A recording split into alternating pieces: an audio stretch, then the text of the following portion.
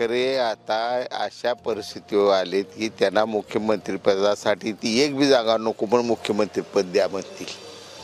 परंतु उद्धव ठाकरे मुख्यमंत्री होत नाहीत ही काळ्या दगडावरची रेष. उद्धव ठाकरे कधीच मुख्यमंत्री होणार नाही ही काळ्या दगडावरची रेष आहे असं म्हणणारे शहाजी बापू पाटील यांचा आणखीन एक डायलॉग फार फेमस होता.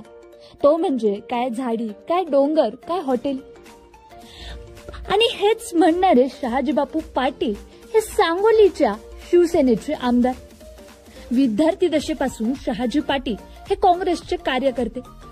1985 साली त्यांनी दिवंगत गणपतराव देशमुख यांच्या विरोधात निवडणूक लढवली.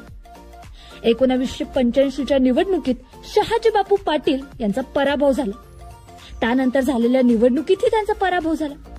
1995 मध्ये शहाजी बापू पाटील हे 192 मतांनी निवडून आले.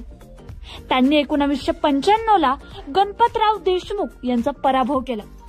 त्यानंतर 1999, 2004, 2009 आणि 2014 पर्यंतच्या सर्व निवडणुकीत शहाजी बापूंचा लगातार 4 वेळेस पराभव झाला.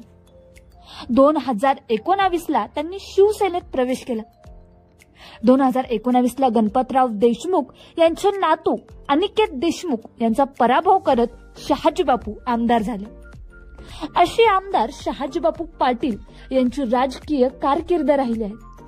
त्यांच्या बोलण्यात ग्रामीण ढंग आहे. त्यामुळे त्यांच्या भाषणाची सातत्याने चर्चा होत असते. अनेक वेळा त्यांची वक्तव्य चर्चेचा विषय ठरतात. दरम्यान 2019 मध्ये शहाजी बापू पाटील यांनी भाजपाकडे तिकीट मागितलं होतं. मात्र युतीत ही जागा शिवसेनेकडे आल्यानं विरोधी पक्षनेते देवेंद्र फडणवीस यांनी त्यांना शिवसेनेतून निवडून आणलं. त्यामुळेच फडणवीस यांच्यासोबत शहाजी पाटील यांची चांगलीच गट्टी आहे.